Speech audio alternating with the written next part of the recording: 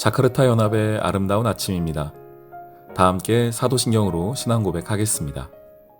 전능하사 천지를 만드신 하나님 아버지를 내가 믿사오며 그 외아들 우리 주 예수 그리스도를 믿사오니 이는 성령으로 잉태하사 동정녀 마리아에게 나시고 본디오 빌라도에게 고난을 받으사 십자가에 못 박혀 죽으시고 장사한 지 사흘 만에 죽은 자 가운데서 다시 살아나시며 하늘에 오르사 전능하신 하나님 우편에 앉아 계시다가 저리로서 산자와 죽은 자를 심판하러 오시리라. 성령을 믿사오며 거룩한 공회와 성도가 서로 교통하는 것과 죄를 사하여 주시는 것과 몸이 다시 사는 것과 영원히 사는 것을 믿사옵나이다. 아멘. 제39장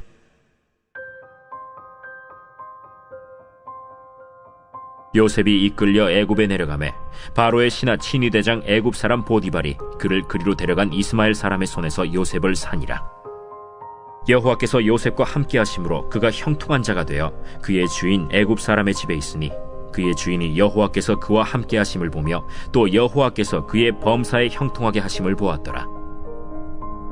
요셉이 그의 주인에게 은혜를 입어 섬김에 그가 요셉을 가정 총무로 삼고 자기의 소유를 다 그의 손에 위탁하니 그가 요셉에게 자기의 집과 그의 모든 소유물을 주관하게 한 때부터 여호와께서 요셉을 위하여 그 애굽 사람의 집에 복을 내리심으로 여호와의 복이 그의 집과 밭에 있는 모든 소유에 미친지라. 주인이 그의 소유를 다 요셉의 손에 위탁하고 자기가 먹는 음식 외에는 간섭하지 아니하였더라. 요셉은 용모가 빼어나고 아름다웠더라. 그 후에 그의 주인의 아내가 요셉에게 눈짓하다가 동침하기를 청하니 요셉이 거절하며 자기 주인의 아내에게 이르되 내 주인이 집안의 모든 소유를 간섭하지 아니하고 다 내 손에 위탁하였으니 이 집에는 나보다 큰 이가 없으며 주인이 아무것도 내게 금하지 아니하였어도 금한 것은 당신뿐이니 당신은 그의 아내임이라. 그런즉 내가 어찌 이 큰 악을 행하여 하나님께 죄를 지으리이까.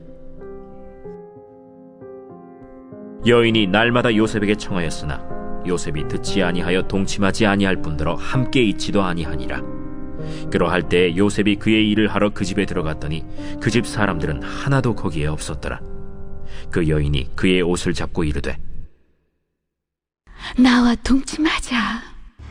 그러나 요셉이 자기의 옷을 그 여인의 손에 버려두고 밖으로 나가매 그 여인이 요셉이 그의 옷을 자기 손에 버려두고 도망하여 나감을 보고 그 여인의 집사람들을 불러서 그들에게 이르되 보라, 주인이 히브리 사람을 우리에게 데려다가 우리를 희롱하게 하는도다.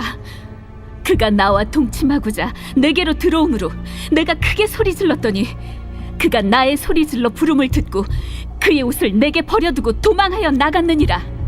그의 옷을 곁에 두고 자기 주인이 집으로 돌아오기를 기다려 이 말로 그에게 말하여 이르되 당신이 우리에게 데려온 히브리 종이 나를 희롱하려고 내게로 들어왔으므로 내가 소리질러 불렀더니 그가 그의 옷을 내게 버려두고 밖으로 도망하여 나간나이다.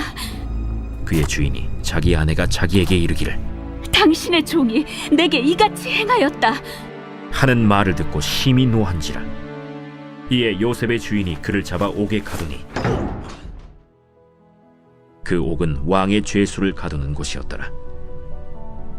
요셉이 옥에 갇혔으나 여호와께서 요셉과 함께 하시고 그에게 인자를 더하사 간수장에게 은혜를 받게 하시매 간수장이 옥중 죄수를 다 요셉의 손에 맡김으로 그 재반 사물을 요셉이 처리하고 간수장은 그의 손에 맡긴 것을 무엇이든지 살펴보지 아니하였으니 이는 여호와께서 요셉과 함께 하심이라. 여호와께서 그를 범사에 형통하게 하셨더라. 샬롬, 자카르타 연합의 아름다운 아침입니다.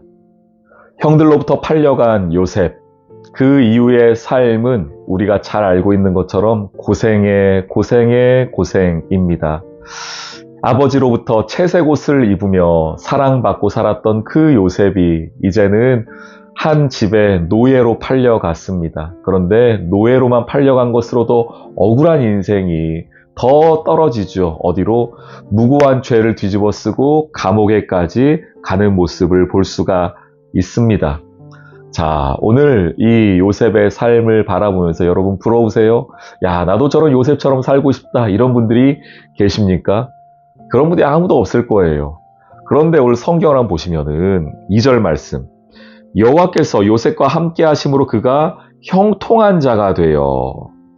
23절도 이는 여호와께서 요셉과 함께 하심이라 여호와께서 그를 범사에 형통하게 하셨더라. 뭔가 말이 맞지 않습니다. 지금 요셉은 형들로부터 버림받아서 배신당해서 노예로 종으로 팔려갔고 그것도 부족해서 지금 감옥에 갇혔는데 성경이 뭐라고 표현합니까? 형통이랍니다. 어떻게 이게 형통입니까? 어떻게 이런 모습이 형통한 삶입니까? 우리가 형통하다는 건 뭡니까? 막힘없이 모든 일들이 내가 생각하고 계획한 대로 짝짝짝 잘 진행되는 것, 놀라운 복을 누리는 것, 이런 것 아닙니까? 그런데 성경에서는 지금 요셉의 상황과 환경과 상관없이 그가 형통한 삶에 대한 근거를 반복해서 말하고 있죠. 그게 뭡니까?